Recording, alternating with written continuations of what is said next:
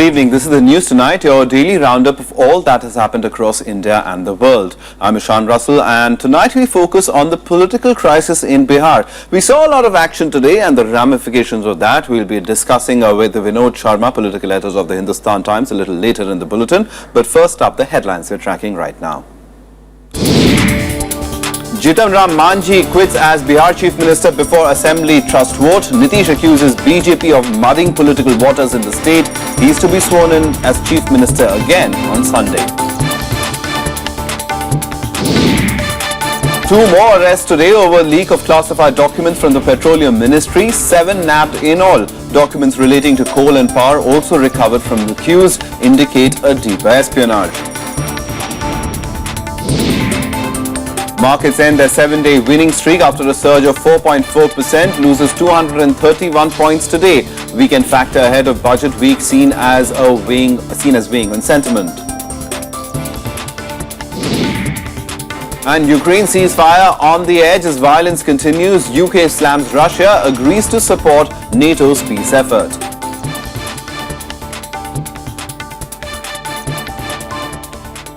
The big political story today, Nitish Kumar is set to return as the Chief Minister of Bihar after a dramatic U-turn by his opponent, Jitan Ram Manjhi. Just hours ahead of the much-awaited trust vote in the Assembly, Manjhi resigned as the Chief Minister, claiming that his supporters were receiving death threats and risked suspension from the party or the Assembly in the face of an open vote.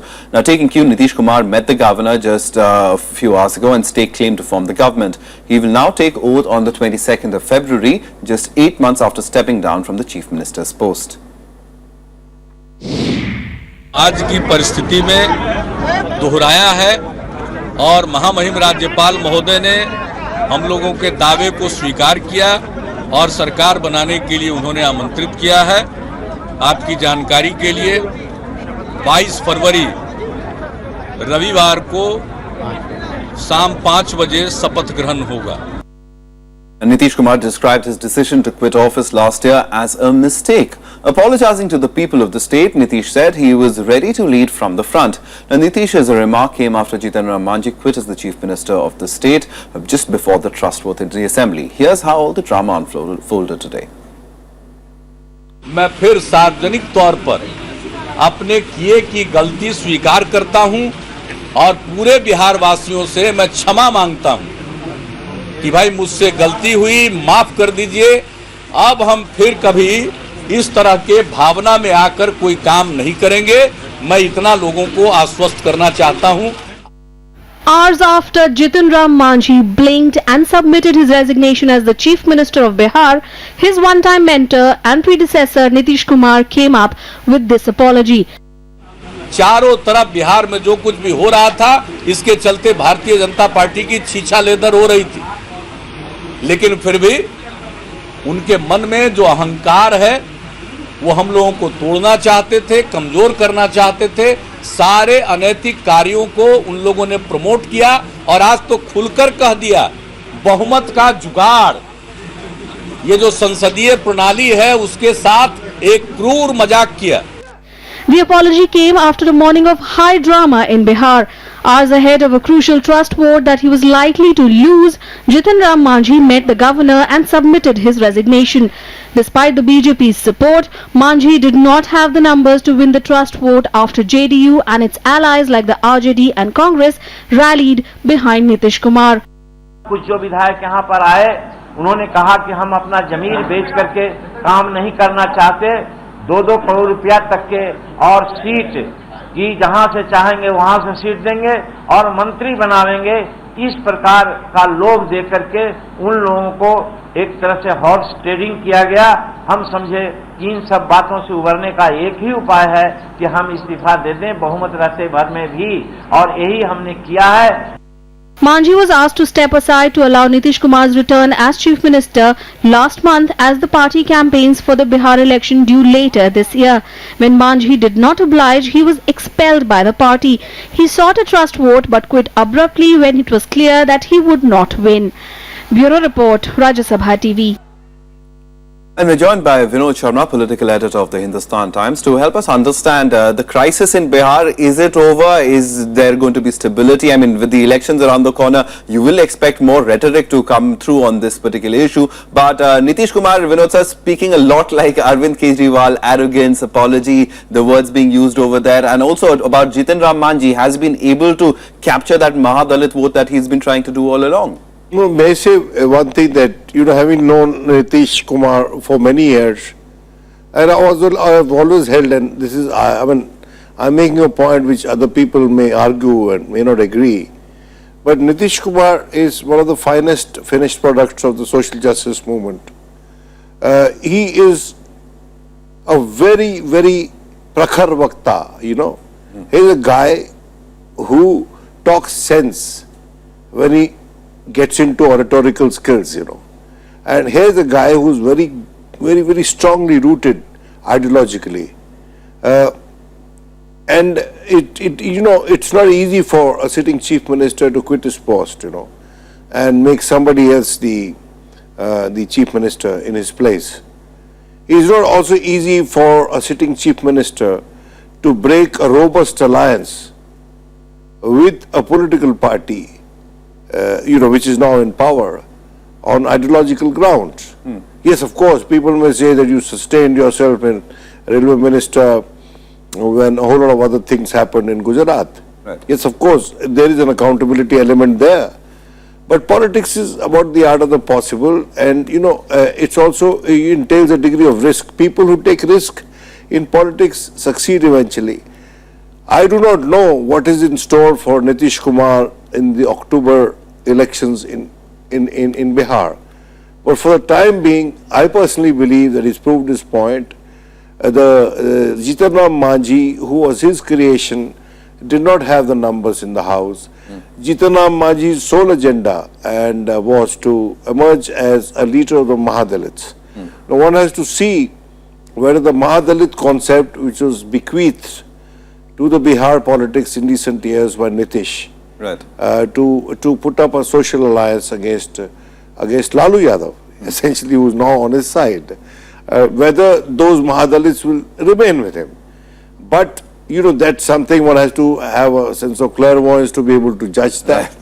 But for now, Nitish is going to be back as Chief Minister of Bihar, and Bihar had celebrated Nitish as Chief Minister. The BJP had celebrated Nitish as Chief Minister. And I think that the battle in Bihar in October is going to be one of the most interesting, because I personally rate the people, the voters of Bihar, as as the most informed and politically, perceptive people in the whole of the country. In fact, once I told Nitish jocularly, he said, "Oh, we have no industry in Bihar, we have to do a lot," after he became Chief Minister. Right. I said, Bihar is the thinking industry of India, it's the France of India. Right. Given the political sagacity of the people there. And I don't think that anybody can make a fool of the people of Bihar.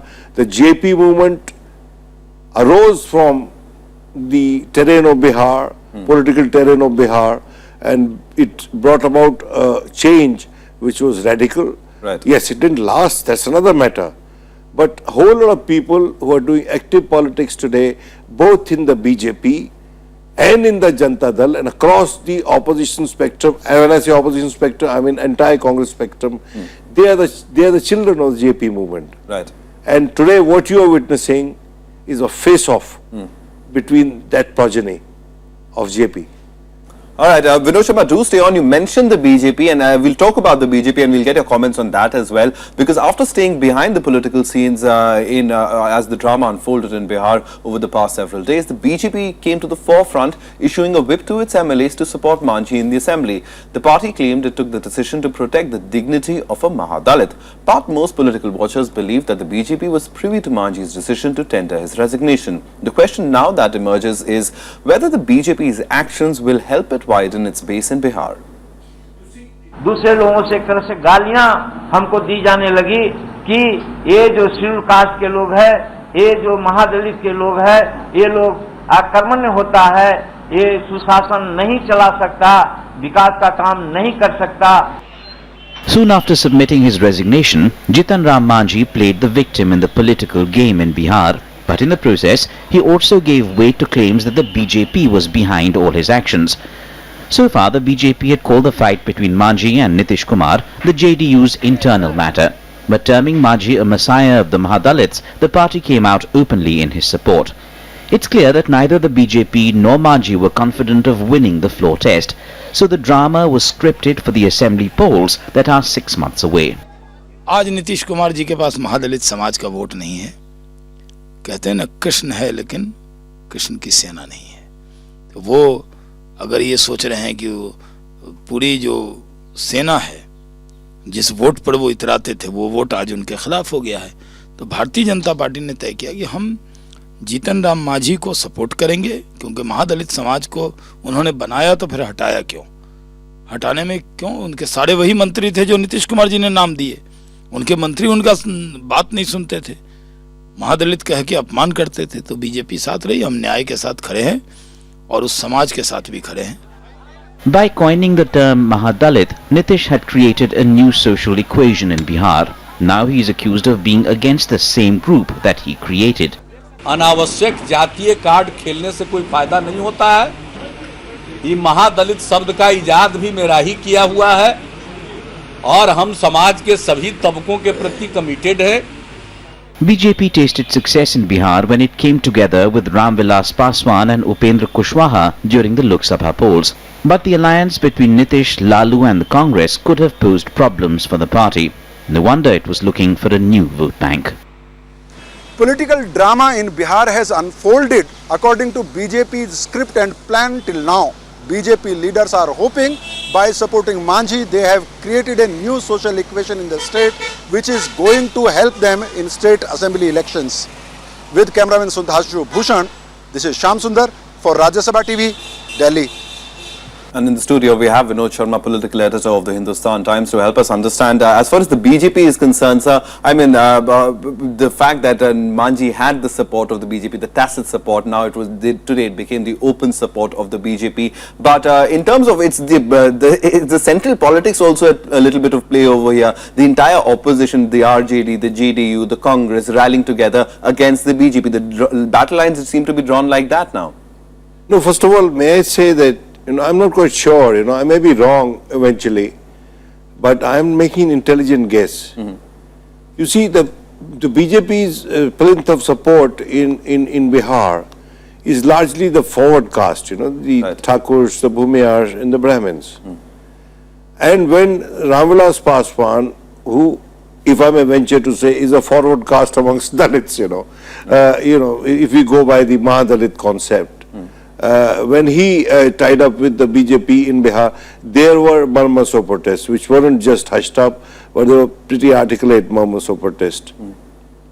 I wonder whether the BJP, which could not sustain its, alliance with Mayawati in UP, because the alliance in UP broke largely on this issue, because there was no social accord between their committed constituencies, that is the committed constituency of Mayawati and the BJP, that it could not translate, that bonhomie which was created at the top didn't percolate down on the ground, and they had to walk out, they had to part company. Social alliance cannot be decided by top leaderships. Social alliance is something which has to be historically tenable, which has to be socially acceptable, and which cooks over a period of time. It doesn't come about by the press of a button. It's not an ATM solution, So I am not sure about that. I haven't, to be honest, traveled to Bihar lately, so I can't, this is not the final word. But I'm just sharing an intelligent guess with you. Right. Insofar as the BJP's, BJP all through said that we have nothing to do, it is an internal problem of the JDU. Then BJP did come out to fish in troubled waters. Right. And this was known, may I say, and it's always permitted in politics. Now, what we are commenting is on the pretension. Right. All is permitted in politics. Now, even when, say, Manjhi, Lalu and Upendra Kushwaha, there was this whole thing when Kejriwal called on the Honorable Prime Minister, and then it was a short meeting, and at that point of time it was said that, look, the meeting between the Honorable Prime Minister and Manjhi was a lot longer than the meeting between Kejriwal, and there again that sort of that triggered speculation about what exactly was brewing under the ground in a subterranean way. So, Bihar, as I said, is not an easy state to tackle.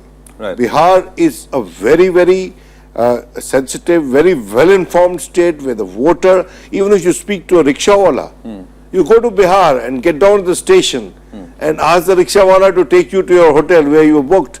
He will, he will talk in a way as if he'll actually educate you by his off-the-cuff remarks, So I have tremendous regard for the people of Bihar. Whichever way they will vote for good, solid reasons as they perceive them.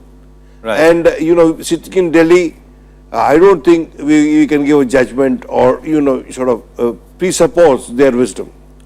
All right, so we'll have to wait and watch what the people of Bihar finally say in October. But till then, the political drama, of course, will keep unfolding. The major political players over there. Vinod Sharma, thank you very much for coming in and helping us understand this entire the political crisis, as we're calling it in Bihar, a little better. Thanks so much. Time for a very quick break right now, but coming up on the other side, Prime Minister Narendra Modi promises unprecedented development for the Northeast during his visit to Arunachal Pradesh. More on that on the other side.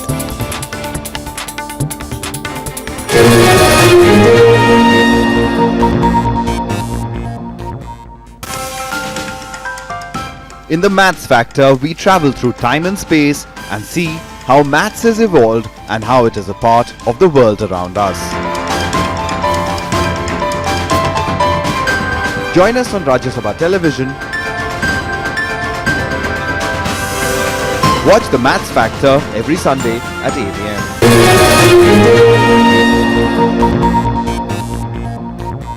Welcome back. You're watching the news tonight. Now, investigations into the alleged leakage of classified documents and spying in the Petroleum Ministry picked up pace today with 2 more persons arrested by the Delhi police. 7 people, including some senior officials of the ministry, have been arrested in the case so far, with interrogations suggesting that their reach may have extended to other ministries as well. 2 more in the police net, a day after 5 men were caught virtually red-handed coming out of the Petroleum Ministry office in central Delhi with documents that were classified and beyond their reach. Police had laid a trap for them after a tip-off.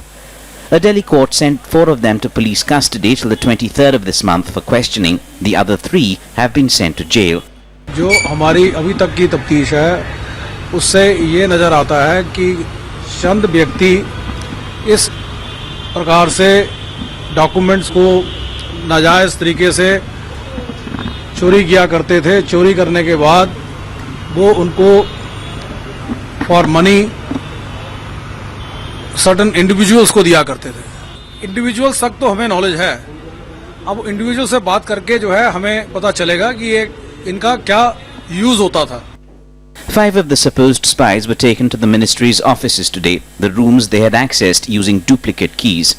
They'd got into the rooms and files of the special secretary, 2 joint secretaries and some directors dealing with sensitive issues like exploration policy, petroleum pricing and gas pricing. The petroleum minister even said ministries like coal and power may also have been targeted, with documents from there recovered from the accused. It's up to investigating agency. They are doing their job. Let them do that. Independent inquiry is going on. Let it complete fast. Everything will come out. Insiders say instances of corporate espionage are not new, but never at this level before. They caution on the need for constant vigil to stop a repeat of such incidents. ये पहले से बहुत दिनों से हो रहा है, बहुत सालों से हो रहा है। एक पेट्रोलियम मिनिस्ट्री में नहीं है, सारे गवर्नमेंट में हो रहा है। ये पहली बात है। दूसरी बात है उन्होंने कुछ लोअर लेवल ऑफिसर्स को पकड़ा, वो कर रहे हैं, वो तो ठीक है, उनके ऊपर कुछ असर तो पड़ेगा, कुछ डर लगेगी, लेकिन लीकेजेस फ्रॉम अबव वो भी चेक करना पड़ता है। Police carried out raids at the offices of a leading private petroleum firm in central Delhi on Thursday. A lot of skeletons are expected to tumble out in days to come. With Vipin Chauhan, Vishal Dahiya, Rajya Sabha Television. The Coast Guard has ordered a board of inquiry against DIG B.K. Loshali. This after the Coast Guard found his reply to the show cause notice unsatisfactory. Loshali, the Chief of Staff of the Northwestern region, has been served a show cause notice over his remarks that he had ordered the blowing up of a Pakistani boat on the 31st of December. The said boat had been intercepted off the Porbandar coast. The government claims that the boat had terrorists on board and they themselves blew it up on being chased by the Coast Guard.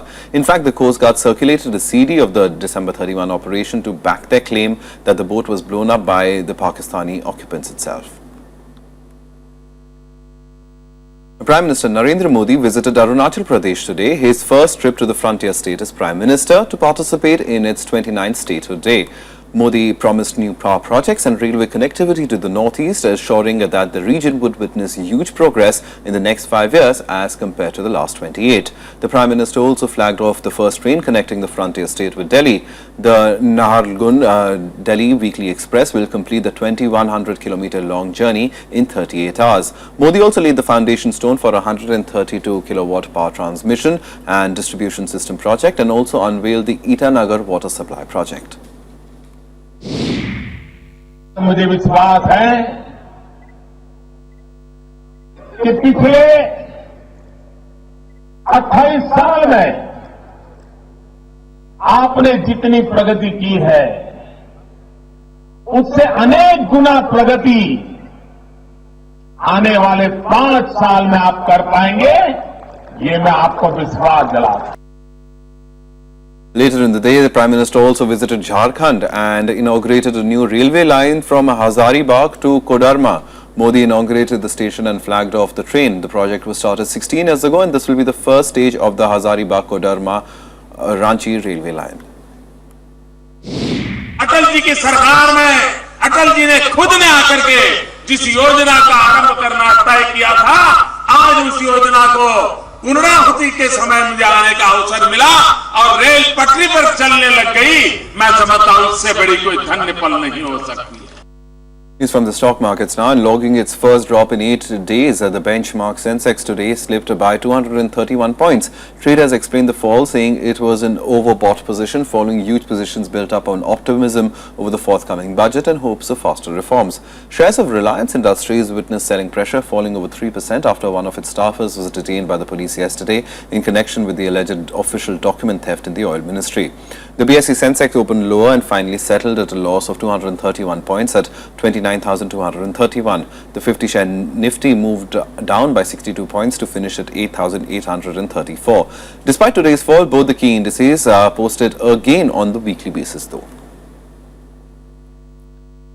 Well, time now for all the other national news and updates in Nationwide.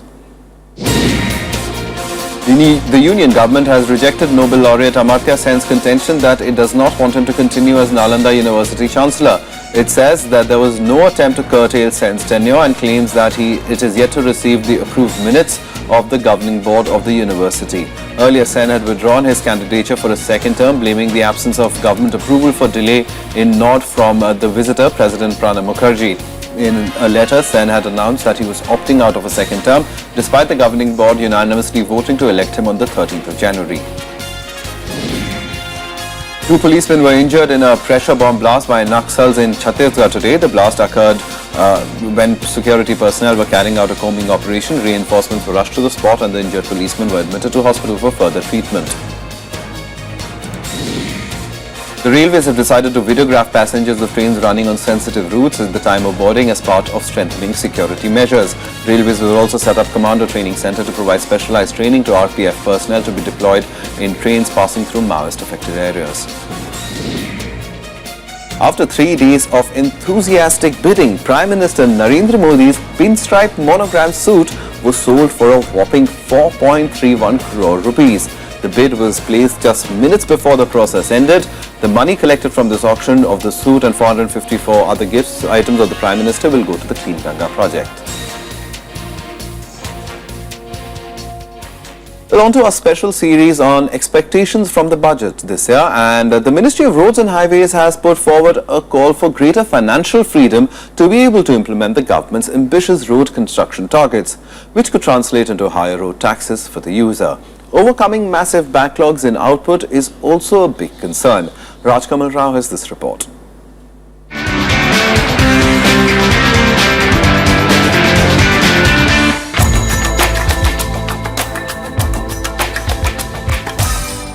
I proposed investment in the National Highway Authority of India and the state roads of an amount of rupees 37,880 crore, which will include rupees 3,000 crores for the Northeast. During the CFY, a target of national highway construction of 8,500 crores will be achieved. High promises, but it's been a largely different story on the ground. Of the 37,880 crore announced, only about 15,000 crore was actually allocated. Road construction targets fell behind too. The ministry informed the parliament that the government could construct 8 kilometers a day till 30th November 2014 as against 11.67 kilometers a day by UPA 2 in 2013 and 15.70 kilometers in 2012. Only 128 of 224 projects under implementation are running on schedule. Land acquisition wrangles, delays in clearances, work disputes and more are thrown a spanner on the works. And contractors are not at all happy. A reasonable time of 3 to 4 months must be provided. In fact, shifting back is the only right method, because you cannot be sure of in how many months you will receive the payment. So either you go the tedious route, which is that the service receiver, when he makes the payment to you for providing the services, he should simultaneously deposit the service tax with the service tax authorities. That would be the neatest method of doing it. This time, the Ministry of Road Transport and Highways has asked the Finance Minister to dedicate 50% of the road cess collected to the National Highways Authority of India. So expect a raise in road tax this time. The ministry also wants 50 more thousand crores to complete all pending projects. The government has set a 30-kilometer day deadline target for construction, which calls for corrections big time. Now, we have seen in the news reports that the Finance Minister has already announced that the increased amount due to increase in excise duty will be directly parked to the National Highway Authority of India. Implementing pending road projects is crucial for Narendra Modi's government to achieve its growth targets in infrastructure sector. This argument becomes more relevant in the context of a freight transport, with roads carrying more than 60% of freight and 85% of passenger traffic. Next time when you go on a travel with your friends, family and colleagues, you may end up paying more money. This present budget may incur some kind of road taxes for the construction of roads. You may end up paying more money. With camera person Ashwini, Rajkamal Rao, Rajya Sabha TV. Well, some international news now, and fighting in Ukraine continues despite several efforts at reconciliation by the international community. In fact, NATO today expressed concern that the ceasefire exists only on paper and rules have been violated on the ground. UK has meanwhile condemned Russia's involvement and extended their allegiance to NATO, saying they will remain resolute and united in the face of any challenge posed by Moscow. And some sports now. In the ICC World Cup, in today's match, hosts New Zealand thrashed England by 8 wickets in the Pool A game in Wellington today. Brendan McCullum and Tim Southee were the chief architects of New Zealand's crushing win in a match that lasted less than 50 overs. Batting first, England were bowled out for 123 runs in 33.2 overs. Tim Southee produced the best bowling figures for New Zealand with 7 wickets for 33. Joe Root top scored for England with 46. In reply, New Zealand captain Brendan McCullum smashed an 18-ball half-century, the fastest in the World Cup history, to propel New Zealand to their target in just 12.2 overs. With their third consecutive win, New Zealand are almost certain to qualify for the quarterfinals. Well, that's the news tonight. Good night.